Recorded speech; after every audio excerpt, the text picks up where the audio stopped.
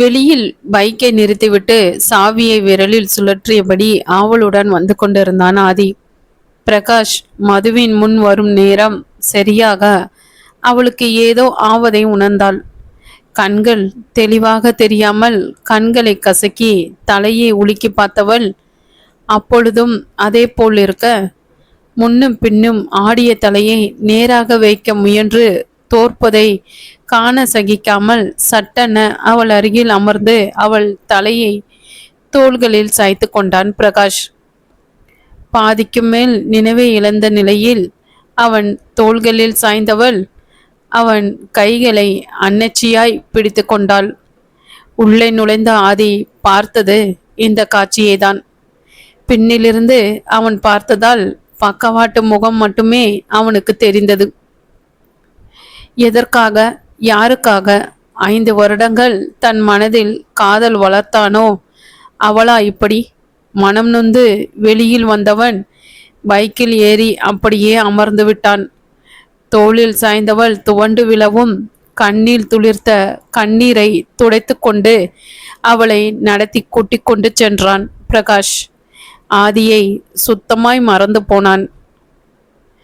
ஹோட்டலில் பின்புறம் நிறுத்தியிருந்த காரில் அவளை அமர வைத்து காரை முன்பக்க வாயில் வழியாக கொண்டு செல்கையில் மீண்டும் அவன் தோளில் சாய்ந்த மதுவை தான் பார்த்தான் ஆதி. கோபம் தலைக்கேற நேரே ஆராதனாவிடம் சென்றவன் அமெரிக்க பயணத்தை பற்றிய நிச்சயத்தோடு தான் வீடு சேர்ந்தான். மதுவை மருத்துவமனையில் சேர்த்துவிட்டு அவள் டீமை சேர்ந்த வசுந்தராவிற்கு தகவல் சொன்னவன் டாக்டரை பார்க்க சென்றுவிட வசுந்தரா மேகாவுடன் வந்துவிட்டாள். அவர்கள் இருக்கும்போது மதுவிடம் பேச முடியாதென புரிந்து கொண்டு மேகாவிடம் மட்டும் அவளை பார்த்து கொள்ளுமாறு கூறிவிட்டு சென்று விட்டான். அதன் பின் மதுவை காண அவனால் முடியவில்லை. ஓராண்டுக்கு பிறகுதான் பார்க்க முடிந்தது. சொல்லிவிட்டு அவன் காரை சஞ்சனாவின் வீட்டின் முன் நிறுத்தியிருந்தான். நாதனும் சித்ராவும் என்ன சொல்வதென புரியாமல் ஒருவரை ஒருவர் பார்த்து கொண்டு இருந்தனர். மனதின் வலி துல்லியமாய் அவன் முகத்தில் தெரிந்தது. டே கண்ணா, இதுல உன் தப்பு எதுவுமே இல்லையேடா. இல்லம்மா, எல்லாமே என்னாலதான். அப்படி சொல்லாதடா. இப்பதான் உனக்கும் மதுக்கும் கல்யாணம் ஆக போகுதே. நாதன், இல்லப்பா, மது ஆதியை லவ் பண்றா. என்னடா தம்பி சொல்ற? சித்ரா பாத்தர.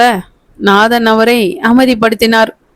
ஆமாம்மா, இத அவ முதல் தடவை அவ பிறந்த நாள் அப்போ அவங்க அப்பா அம்மா கிட்ட பேசும்போதே என்கிட்ட சொல்லிட்டான்.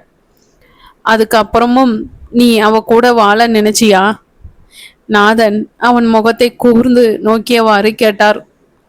அப்போ ஆதி மதுவை விட்டுட்டு போயிட்டான் அப்பா. ஆனா இப்போ அவனே திரும்பி வந்துட்டான். அதுவும் இல்லாம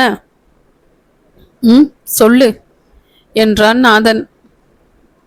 நான் சஞ்சனாவை கல்யாணம் பண்ணிக்க போறேன். அவங்க வீடுதான் இது, வாங்க உள்ள போய் பேசலாம். என்னடா இப்படி உளறிட்டு இருக்க? சித்ரா கத்த. சித்ரா அமைதியா இறங்கு, உள்ள போய் பேசிக்கலாம் என்ற கணவனின் குரலில் அடங்கி வண்டியை விட்டு இறங்கி நடந்தார். மகனின் தோளில் கை போட்டு தட்டி கொடுத்தவர் ஒரு புரிதலுடன் அந்த வீட்டினுள் நுழைந்தார். ஐ லவ் யூ பிரகாஷ். கண்களின் நாணத்தோடு நேராய் அவன் விழிகளுக்குள் நோக்கி சிறு நிமிர்வுடன் சொல்லியிருந்தாள்.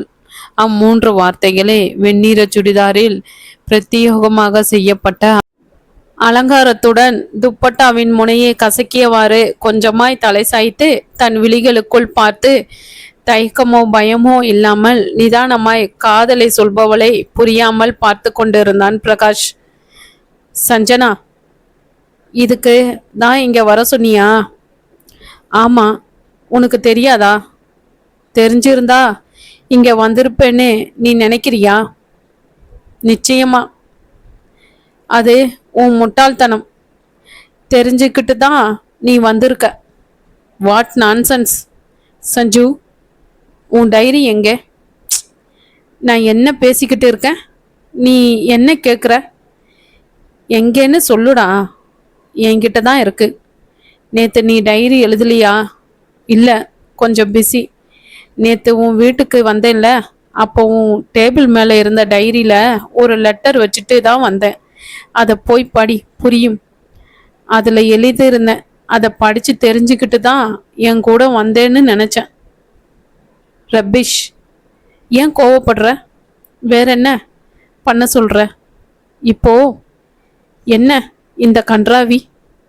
அப்படியெல்லாம் சொல்லாதடா ப்ளீஸ். சரி, சொல்லி தொலை. இப்போ என்ன புதுசா லவ்? இப்போ இல்லை, இது புதுசும் இல்லை.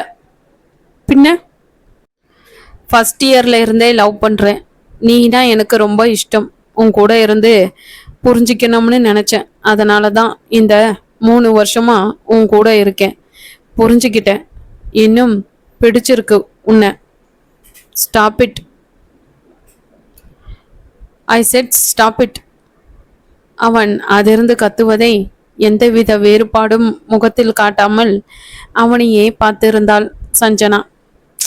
என்ன சஞ்சனா, இது 3 வருஷமா நல்ல ஃப்ரெண்ட்ஸாக தானே இருக்கோம்.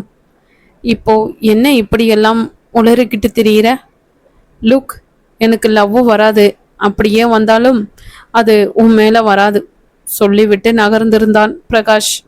அவன் சொற்களில் தாக்கமாய் சிறு புருவ சுளிப்பு மட்டுமே. மறுகணமே புன்னகைத்து கொண்டு அவளும் அவனை பின்தொடர்ந்தாள். காரில் ஏறி வீடு செல்லும் வரையிலும் அவள் ஏதும் பேசவில்லை. அவனும் பேச முடியவில்லை. அவளது காரில் தான் அழைத்து சென்று இருந்தாள் சஞ்சனா. அவனுக்காக அங்கே ரிசார்ட்டில் செய்திருந்த ஏற்பாடுகளை நிறுத்துமாறு தகவல் அனுப்பிவிட்டு மௌனமாகவே காரை செலுத்தி கொண்டிருந்தாள். 1 மணி நேர பயணத்தின் முடிவில் அவன் வீட்டில் முன்கார் நிற்க, அவன் இறங்கும் முன் அவள் இறங்கி அவன் அருகில் வர, உள்ளே வர என்று யாருக்கோ கூறுவதைப் போல சொல்லிவிட்டு நகர்ந்தான் பிரகாஷ். அவன் கையை பிடித்து தடுத்தவள் மறுப்பால் தலையசைத்து நிதானமாக கூறினாள், உனக்கே நல்லா தெரியும், எந்த விஷயத்தையும் அம்மா கிட்ட கேட்காம நான் செய்ய மாட்டேன். என் அம்மா எனக்கு சொல்ற விஷயங்களும் தேர்ந்தெடுக்கிற முடிவுகளும் எப்பவுமே சரியானதாக தான் இருந்ததுக்கும். அம்மா இப்போ உன்னை செலக்ட் பண்ணியிருக்காங்க.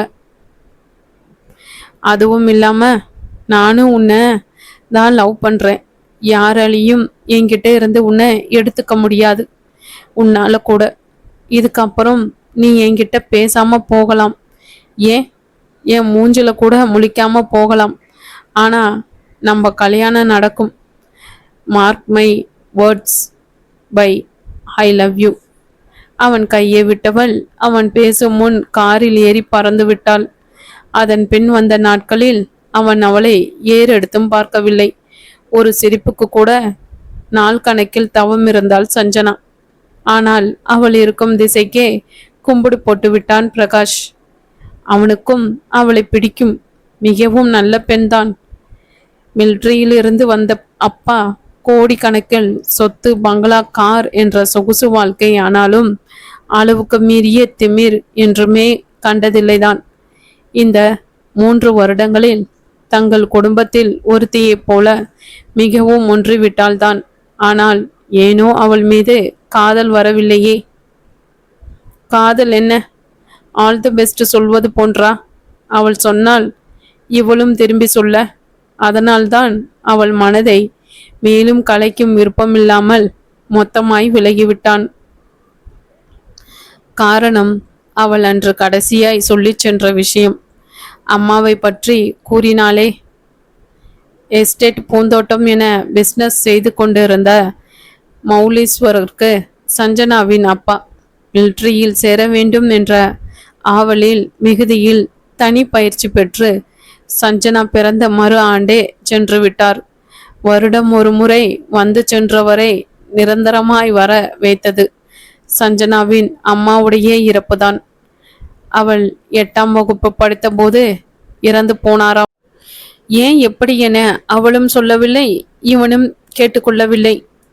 ஆனால் வாழ்வில் எந்த முடிவானாலும் அம்மாவிடம் கலந்து உரையாடுவாள். இவள் என்ன சொல்வாளோ? என்ன பதில் கிட்டுமோ? ஆனால் இது அம்மா சொன்னாங்க என கூறுவாள். முதலில் கிண்டல் செய்தவன் பின் பரிவு கொண்டான். ஒரு சில நேரங்களில் கவலையுடன் திட்டியிருக்கிறான். ஆனால் அவள் சொன்னவை எல்லாம் அப்படியே நடக்கவும் செய்யும். அதில்தான் அவனுக்கு ஆச்சரியம். ஆனால் இப்பொழுது தாயில்லாத பெண் என்பதால் அவன் வீட்டிற்கு எப்பொழுது வந்தாலும் பாசமும் பரிவுமாய் தான் சித்ராவும் நாதனும் பார்த்து கொண்டனர். ஆனால் இவள் இல்ல, இதற்கு மேல் இதை வளரவிட்டால் அவள் வாழ்வே கேள்விக்குறியாகும் என முடிவு செய்து அவளை தன் வாழ்விலிருந்து முழுதும் புறக்கணித்து விட்டான். சஞ்சனாவும் அதன் பின் அவனை தொந்தரவு செய்யவில்லை. அவனை போலவே அவளும் கண்டு கொள்ளாமல் இருந்தாலும் அவனை பற்றிய தகவல்கள் அனைத்தும் சேகரித்து கொண்டுதான் இருந்தாள். அவன் தேர்வான அதே கம்பெனியில் தானும் தேர்வாகி அவன் டெல்லிக்கு செல்ல இவளும் சென்றாள். ஆனால் பிரகாஷ் தன் வாழ்வில் சஞ்சனா என்ற ஒருத்தி இல்லவே இல்லை என்பதை போல் தான் நடந்து கொண்டான். அவனை பார்த்து கொண்டு அவன் அருகில் இருப்பதே போதுமானதாய் இருக்க சஞ்சனாவும் மீண்டும் அவனிடம் பேச முயற்சிக்கவே இல்லை.